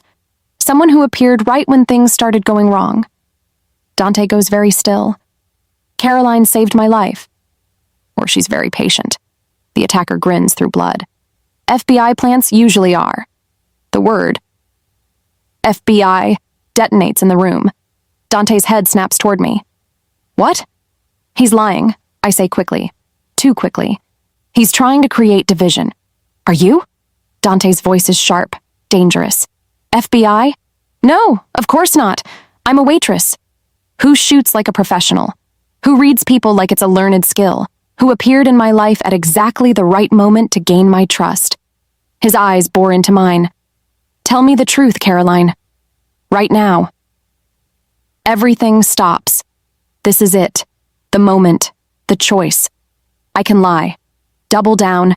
Maintain the cover for a few more hours. Maybe days. Or I can tell him the truth and watch everything burn. Dante, the truth. His voice cracks. Please. That word. Please. Destroys me. Yes, I whisper. The silence is deafening. You're FBI, he says. Flat, emotionless. I was. I am. But how long? 6 months. I was embedded at Lucien's to what? Gather intelligence? Build a case? His voice rises. Get close to me? It wasn't like that. Wasn't it? He roars. The sound echoes off concrete. His hands are shaking. Everything, every conversation, every meal, every moment, was that all part of your job? At first, yes, but what? He's in my face now, eyes wild. But you fell for me? Is that the line? The excuse? It's not an excuse, it's the truth. My voice breaks. The night at the restaurant, I saw the poison and I chose you. I chose to save you even though it blew my cover, even though it put my sister at risk, even though... You've been lying to me for a month, Sakat. So have you, I fire back. You've lied about who you are, what you do, how many people you've killed. We're both liars, Dante. That's what we do to survive. It's not the same. Isn't it? He stares at me like I'm a stranger, like every moment we shared was fiction. Then I see it, the exact moment his heart breaks. His eyes go glassy, not quite tears, but close. His jaw works like he's physically swallowing pain. I trusted you, he says, voice broken, raw. I told you things I've never told anyone. I let you in. I know. You know? He laughs, sharp, bitter. You know? You used that. You weaponized my loneliness. He stops. Can't say it. Dante, please, don't. He holds up a hand. Don't say my name, don't. I reach for him, needing to touch him, ground him, make him understand. He jerks away like I burned him. Don't touch me. His voice is deadly quiet now. Don't ever fucking touch me again. The words hit like bullets. I never told them anything, I say desperately. Not for weeks. I stopped reporting, stopped cooperating. I crossed every line for you. For me? His face twists. Or for yourself? To ease your conscience while you played both sides? That's not fair. Fair? He sweeps his arm across the nearest table. Everything crashes to the floor. You want to talk about fair? You infiltrated my life, made me care about you, made me think... His voice cracks completely. Made me think I wasn't alone anymore. Tears stream down my face. You're not. I'm here, I'm real. You're FBI. He says it like a curse. Everything about you is a lie. Not everything, not how I feel, not... Get out. The words are quiet, final. Dante. Get out. He turns away, fists clenched. I don't want to see you. Don't want to hear your voice. Don't want... He punches the concrete wall. Once. Twice. Blood blooms on his knuckles. I move toward him. You're hurt. Stay away from me. He whirls, and there are tears now. Actual tears cutting tracks through his composure. Just stay away. Please, I can't... He crumbles, sinks against the wall. I can't look at you. My heart shatters, because this is what betrayal looks like. Not anger, not violence.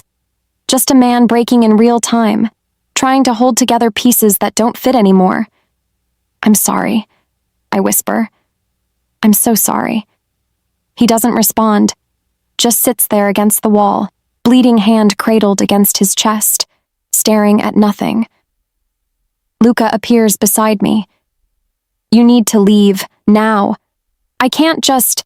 You've done enough. His voice is hard. Go. I back toward the door.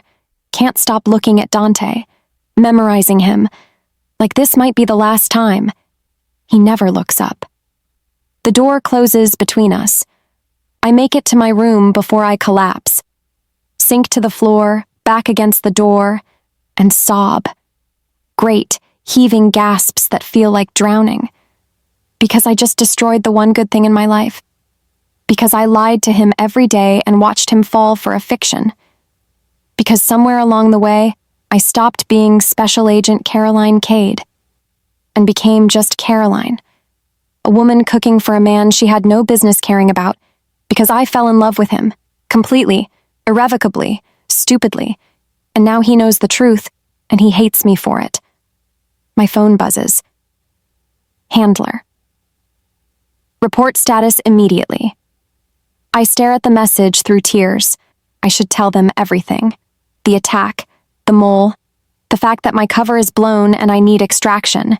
Instead, I turn off the phone. Because I'm not done yet. Because Dante is in danger and someone in his organization is feeding information to his enemies. And he's too broken right now to see it clearly. Because I owe him this. One last thing before I disappear from his life forever. I wipe my face, stand on shaking legs, pull myself together. Like I've been trained to do. Special Agent Caroline Cade. One final mission. Save the man I love. Even if he never forgives me for it. I'm staring at a letter I've rewritten 17 times when I hear him destroy his office. The crash echoes through the house. Glass, wood, something heavy hitting the wall. Then silence. The kind that's worse than noise, because it means he's stopped fighting and started drowning. It's been 2 days. 2 days since the interrogation room. Since the truth detonated between us. Since I watched Dante Corsini, the man who survives everything, break apart in real time. He won't see me. Won't answer when I knock. Luca stationed himself outside Dante's door like a sentinel, arms crossed, expression carved from stone. He needs time, Luca said this morning. He needs to eat, I countered. He needs you gone. The words landed like fists, but I don't leave. Can't. Not when I hear him pacing at 3 a.m. Not when I pass his door and catch fragments, his voice raw and jagged, talking to himself. To me, maybe. When I'm not there to hear it. Last night was the worst. I was heading to my room when I heard it. Muffled, barely audible through the heavy door. Crying, not loud, not dramatic, just broken. The sound of someone who thought they were alone, finally letting the grief out. My hand was on the doorknob before I stopped myself. Because what right did I have? I did this. I took a man who was already fractured and shattered him completely. I stood there for 20 minutes, forehead pressed against the wood, listening to him fall apart. Heard my name. Once. Twice. Choked out between breaths that sounded like drowning. Caroline. How could you? Caroline. I slid down to the floor, back against his door, and matched him sob for sob where he couldn't hear me. Now it's dawn. The house is quiet. I'm holding letter number 18. Dante, I know you won't read this. I know you probably burned the others before you even opened them. But I need to say it anyway.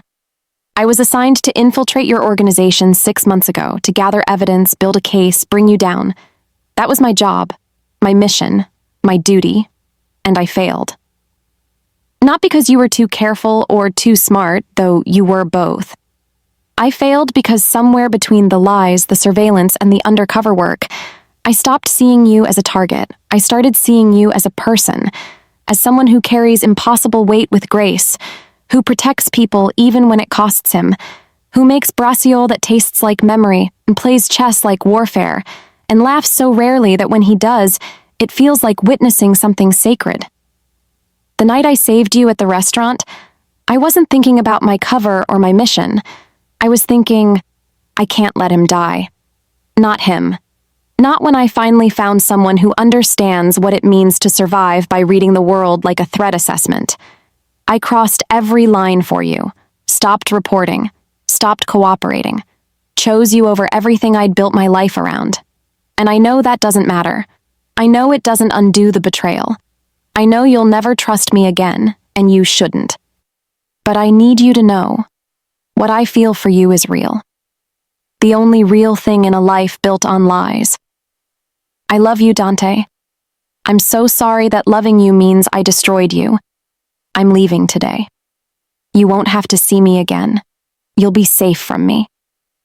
Please be safe from everything else, too. Caroline. I fold the letter and slide it under his door, where he'll find it eventually. Then I pack. Not much to take. I arrived with nothing, really. Just borrowed clothes and borrowed time, and a heart I left somewhere in his kitchen. My phone buzzes. Handler. Third call this morning. I answer. Agent Cade. Director Chen's voice is clipped. Professional. You've missed 4 check-ins. Explain. My cover was compromised. Silence. Then, how badly? Completely. The target knows I'm FBI. Are you in immediate danger? I think of Dante's face when he told me to leave. The way he looked at me like I'd killed something precious. No, I say quietly, not from him. Then you need to come in. Now. We'll debrief, assess damage, determine next steps. Understood. Report to the field office by 1400 hours. Yes, ma'am. I hang up. This is it. The end. Back to reality. Back to my real life. Back to being Special Agent Caroline Cade, who doesn't cook for mobsters, or fall in love with targets, or betray every oath she ever took. I'm at the front door, bag in hand, when Luca appears. You leaving? He wants me gone. Luca studies me with those sharp eyes. You hurt him. I know. He trusted you. He stops, recalibrates. That's not something he does. Ever. And you burned him for it. I know, I repeat, throat tight. I didn't want. Doesn't matter what you wanted, matters what you did. But his voice softens, just slightly. For what it's worth, I've never seen him like he was with you. Happy, almost, like he forgot for a minute what his life actually is. I'm sorry. Tell him that, not me. He won't see me. No. Luca opens the door. He won't. I step outside. The morning is cold, the sky gray, the city waking up to another day that doesn't care about broken hearts. I don't look back. Can't. The field office is exactly as I remember. Sterile, efficient, smelling like coffee and old files. I sign in, surrender my weapon for the debrief, and follow the familiar hallways to Chen's office. She's waiting. 50s, sharp suit, sharper mind. Built her career on successful undercover ops. Sit. I sit. 6 months, she says, opening a file. My file. 6 months embedded and you came back with nothing usable. The operation was compromised. By you. She looks up. You stopped reporting 3 weeks ago. Stopped cooperating with surveillance. Our tech team flagged concerning patterns in your behavior. My stomach drops. What patterns? Deleted messages, encrypted communications, times you should have been gathering intelligence, but your tracker showed you in the target's private residence for hours. Her eyes narrow. Want to explain that? I was maintaining my cover. He trusted me. I had access to his bedroom. Heat floods my face. It wasn't like that. Then what was it like, Agent Cade? Chen leans back. Because from where I'm sitting, it looks like you went native, got emotionally compromised, fell for the target. I don't answer, can't. Jesus Christ. She closes the file. You did. You actually fell for him. My feelings don't change the facts, I say quietly. Dante Corsini is not the primary threat. The Volkov organization is escalating. They're the ones running weapons, trafficking, coordinating hits. Corsini's operation is what? Noble? Justified? Chen's voice turns hard. He's a criminal, Cade. He's killed people, ordered deaths, built an empire on violence. I know what he is. Do you? Because you're sitting here defending him. I'm sitting here telling you the truth. I meet her eyes. The Volkovs are planning something big. They have someone inside Corsini's organization feeding them intel. If we want to take down the actual threat... We're taking down Corsini, Chen interrupts. That's the mission. That was always the mission. Then it's the wrong mission. The words hang between us. Chen stands slowly. You're suspended. Effective immediately. Badge and credentials. Now. My hands shake as I remove them, place them on her desk. You're lucky I don't have you arrested for obstruction, she says. Go home. Don't contact the target. Don't interfere with the investigation. We'll determine if criminal charges are warranted. Director, dismissed. I walk out on numb legs, through the bullpen where agents I've worked with for years won't meet my eyes. through security, into the parking garage. My car is where I left it 6 months ago. Dead battery, dust on the windshield. Life paused while I was busy ruining someone else's. I'm calling for a jump when my phone rings. Unknown number.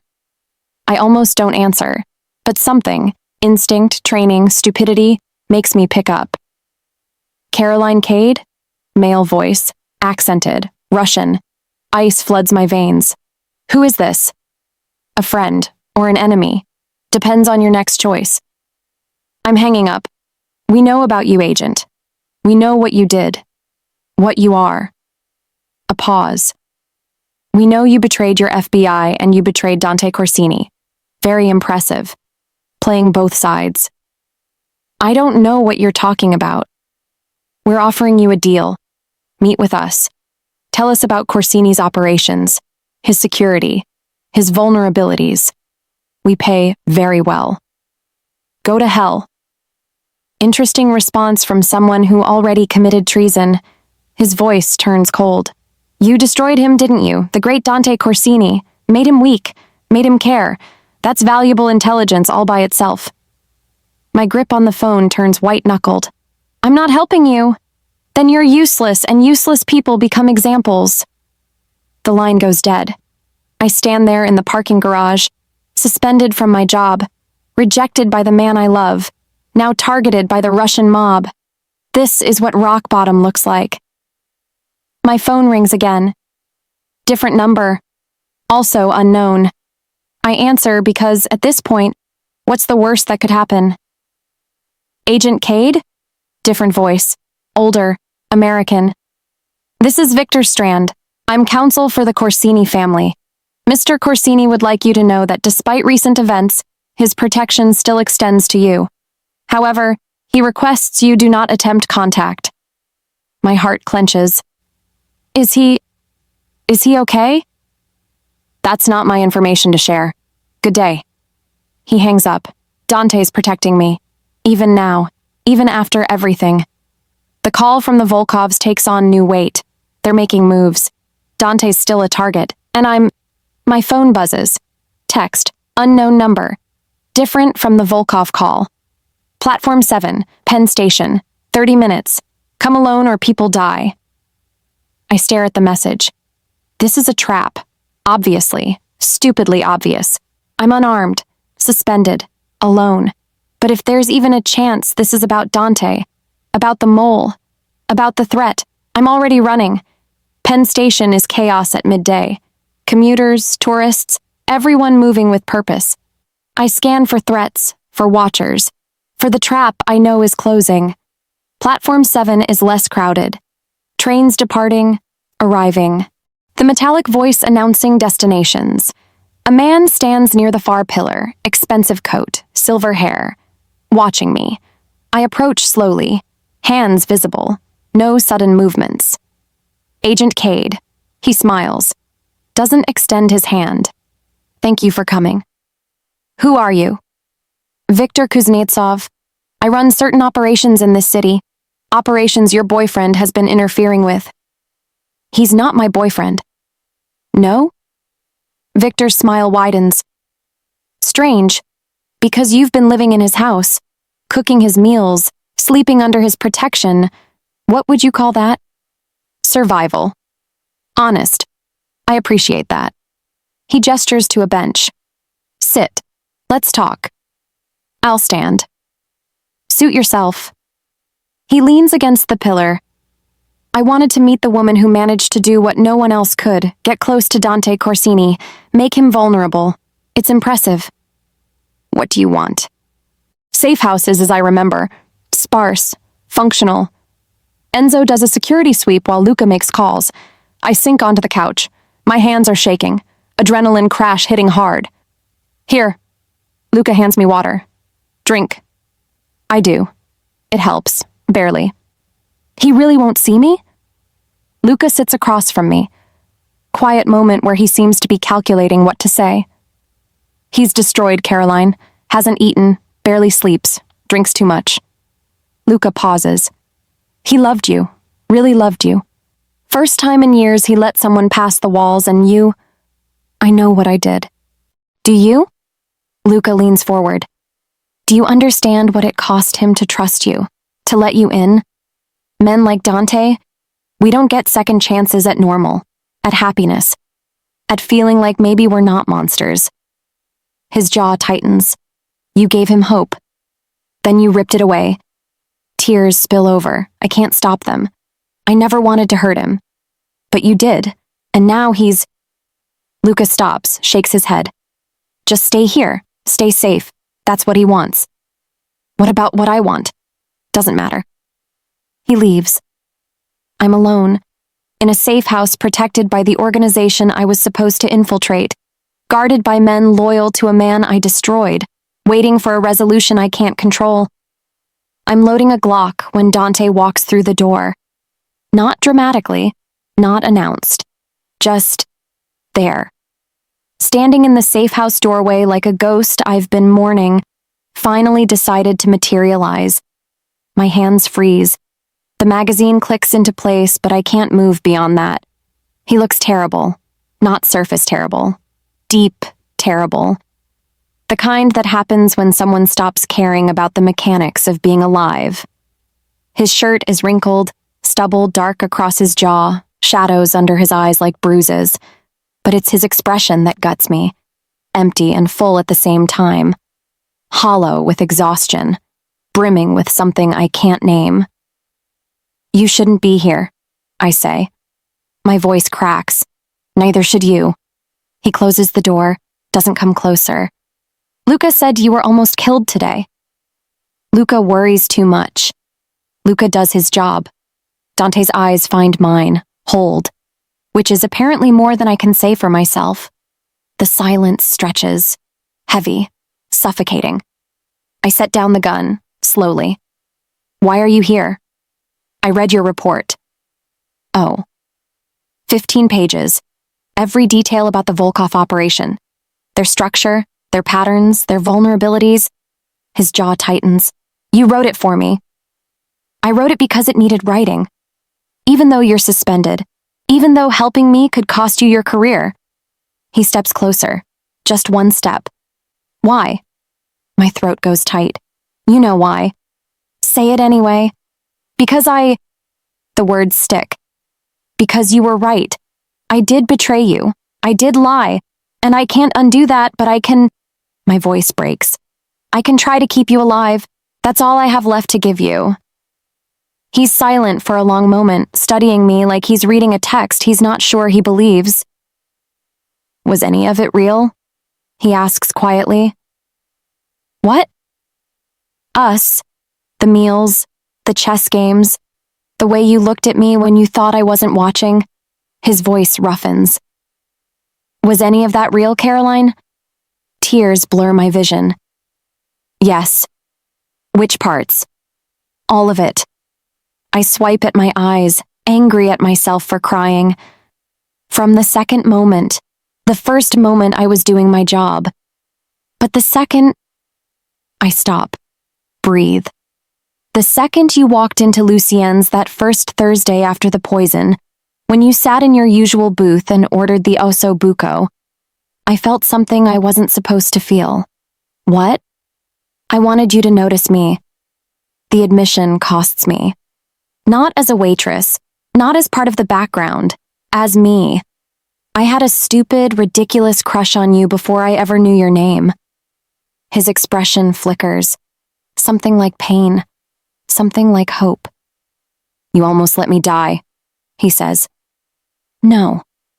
I saved you. Because of your job. Because I couldn't stand the thought of you being gone. I move toward him now. Can't help it. I stopped reporting 3 weeks after that night, stopped cooperating, stopped being Agent Cade, and I stop inches away from him. Just became Caroline. A woman cooking for a man she had no business falling for. You destroyed me, he whispers. I know. I haven't slept. Can't eat. Every time I close my eyes, I see you. His voice cracks. See the way you looked at me before I knew the truth. Like I was someone worth saving. You are worth saving. I'm a criminal, Caroline. A killer. everything you should hate. I know what you are. I reach up, hand hovering, near his face. And I fell in love with you anyway. The words hang between us. His breath catches. Don't say that. Why not? It's true. Because it makes this so much harder. He closes his eyes. I want to hate you. Want to lock you out of my life and forget you existed, but I can't. Every room in my house smells like you. Every meal tastes wrong when you're not the one who made it. And I'm so angry. His fists clench. So angry at you for lying, at myself for falling for it, at the world for putting us on opposite sides. Dante, let me finish. He opens his eyes. They're wet. I've been thinking about this for 2 days. Drinking too much, sleeping too little, trying to figure out if there's any version of this where I can forgive you. My heart stops. And I realized something. He takes my hand, finally touches me. His fingers are warm, trembling. Everyone I've ever trusted has either died or betrayed me. My father died when I was 19. Marco tried to poison me. My uncle stole from the family and paid for it with his life. I've spent 34 years learning that trust is a weapon people use to destroy you. I know. But you, he continues, you had every reason to turn me in. Every opportunity to let me die. And instead, you threw yourself in front of bullets for me. Twice. You gave up your career, your cover, your safety for me. A tear escapes, runs down my cheek. So, here's what I think, Dante says, voice rough with emotion. I think what we had was real. Messy, complicated, and built on lies. But real underneath all that. And I think... He cups my face with both hands now, thumbs brushing away tears. I think everyone deserves a second chance at love. Even people like us. My breath stops. What are you saying? I'm saying I forgive you, Caroline. His forehead touches mine. I'm saying I love you. And I'm saying if you'll have me, broken, paranoid, dangerous me, I want to try this, really try. No lies, no covers. Just us. I'm sobbing now, full body shaking. You shouldn't. I hurt you. And I'll probably hurt you back. We're both disasters. He pulls back enough to look at me. But maybe we're disasters that fit together. Dante, say yes, he whispers. Please, say you'll stay. Say you'll give us a chance. I kiss him. Not gentle, not tentative. Hard and desperate and full of 2 days of grief and loneliness and fear that I'd never get to touch him again. He kisses back like he's drowning. And I'm air. Hands in my hair, pulling me closer, making sounds in his throat that are half sob, half relief. When we break apart, we're both gasping. Yes. I breathe against his mouth. Yes. Always yes. He kisses me again. Softer this time. Reverent, like I'm something precious he thought he'd lost. I love you, I whisper between kisses. I love you so much. I love you too. His voice breaks. Even when I hated you, I loved you. We stand there, wrapped around each other, putting ourselves back together, piece by piece. Outside, the world keeps spinning. The Volkovs keep plotting. The FBI keeps investigating. Everything that's wrong with our situation still exists. But right now, in this moment, none of that matters. Because Dante Corsini chose forgiveness over revenge, and I chose him over everything else. 6 months later, the restaurant smells like garlic and rosemary and fresh bread, like home. I'm in the kitchen, checking the osso buco that's been braising for hours when Luca appears in the doorway. Boss wants to see you, he says. I'm kind of busy. Now, Caroline. There's something in his tone. Not urgent, not alarming, just waited. I wipe my hands, check with my sous chef that everything's under control, and follow Luca through the dining room. My dining room. The restaurant I bought 3 months ago with money I saved from years of FBI work, And a small loan from Dante that I'm paying back at market rates because I'm stubborn about independence. Lucienne's closed after the scandal. I bought the space, renovated, renamed it Marcella's after my mother. Now I cook every night, serve real food to real people, and pretend I'm not still looking over my shoulder sometimes. But less often. Every week. A little less. Dante's in his usual booth. Same one from Lucienne's. I had it installed specifically so he'd have somewhere familiar. He's on his laptop, frowning at something on the screen. His security consulting firm has been consuming him lately. Turns out his skills at reading people and planning operations translate perfectly to legitimate cybersecurity work. He left the family business 6 months ago, walked away from everything. It nearly started a war, but Dante's cousin Marco, different Marco, no relation to the traitor, took over, and things stabilized. Now Dante builds firewalls instead of breaking kneecaps, advises corporations on threat assessment instead of running protection rackets. He's sleeping better, smiling more, looks 5 years younger. "You wanted to see me?" I ask, sliding into the booth across from him. He closes the laptop, studies me with that intensity that still makes my pulse kick up. "I have news," he says. "Good news or we need to leave the country news?" "Good, I think." He pulls out his phone, shows me a news article. Russian crime boss found dead in Brighton Beach. Victor body discovered in abandoned warehouse. Police suspect gang violence. I read it twice. "When did this happen?" "Last night." I look up. "Did you?" "No." His expression is carefully neutral. "I've been with you every night this week." "True. But Luca came back late last night," I say slowly. "I saw him in the hallway. His hands were—" I stop. He had blood on his hands. Dante doesn't confirm or deny, just watches me process. "You told him to—" "I didn't tell him anything." Dante leans forward. "But Luca is loyal. And Luca knows Victor tried to have you killed. Twice." Understanding dawns, cold and complete. He did it for me. He did it because Victor was a threat. The Volkovs have been quiet since their leadership got arrested last month. Victor was the last loose end. And now he's dead. Now he's dead, Dante agrees. And I had nothing to do with it. Technically true. But we both know how this works. Dante might not have given the order, but he didn't stop it either. I should be horrified. Should be questioning what kind of man I'm with, what kind of life I'm building. Instead, I feel safe, protected, loved by someone who would burn the world before letting it hurt me. "I saw Luca this morning," I say, "in the kitchen. He looked at me and said, 'Boss wants to be a good man for you, but somebody had to do the job.'" Dante's expression softens. "He shouldn't have told you that." I'm glad he did. I reach across the table, take Dante's hand. "I know who you are, what you came from, and I know you're trying to be different, better. I see it every day. But I also know that some threats don't respond to words, or lawyers, or legitimate channels." I squeeze his hand. "I'm not naive, Dante.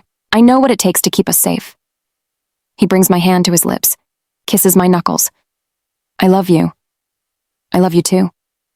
I pause. Consider. "I also have news." "Yeah?" I pull out the pregnancy test I've been carrying in my apron pocket all day, set it on the table between us. 2 pink lines. Dante stares at it, blinks, looks at me, back at the test. "You're pregnant, about 6 weeks." His face does something complicated. Shock, fear, joy, terror, cycling through in rapid succession. He can't seem to form words. "I know it's fast," I say quickly.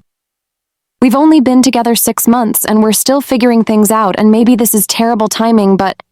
He's around the table before I can finish, pulling me up, wrapping me in his arms, holding me so tight I can barely breathe. "It's perfect," he says into my hair, voice thick. You're perfect. This is... He pulls back, hands on my face. We're having a baby? Yeah, we are. He kisses me, deep and slow and full of promise. When we break apart, he's smiling. Actually smiling. The kind that reaches his eyes. I'm going to be a father, he says, like testing the words. A good one, I tell him. The kind who teaches chess and makes bad jokes and protects his family without destroying himself in the process. I don't know how to do that. Neither do I. We'll figure it out together. He kisses me again, then drops to his knees in the booth, presses his forehead against my stomach. Hi, he whispers to the baby that's barely more than cells right now. I'm your dad. I'm going to mess up a lot, but I promise I'll love you. And your mom. And I'll spend every day trying to be someone you're proud of. I card my fingers through his hair, tears streaming down my face. This man. This beautiful, broken, trying so hard man. They're going to be so loved, I tell him. So are you, he says, looking up at me. Every day. For the rest of our lives. And for the first time in as long as I can remember, I believe in happy endings. Not perfect, not easy, not without scars and complications and the occasional visit from men like Luca, who do jobs nobody wants to acknowledge.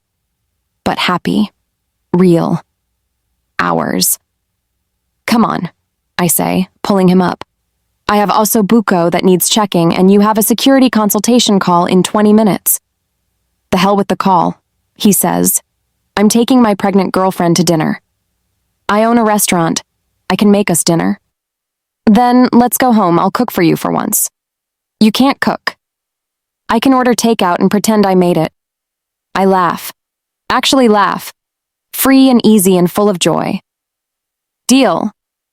But I'm picking the restaurant. Anything you want. He kisses my forehead. Everything you want. Always. We leave through the kitchen. I give last-minute instructions to my staff. Dante holds my hand like I might disappear if he lets go. Outside, the city is alive with evening traffic and people living their normal lives. No one looking at us would guess our history, the violence, the lies, the betrayal, and forgiveness. We're just a couple, planning a future, expecting a baby, living a life that looks almost normal. Almost. But I catch Luca following at a discreet distance. See the way Dante scans every face we pass. Notice the gun he still carries under his jacket, even though he swears he'll never use it. Some habits die hard.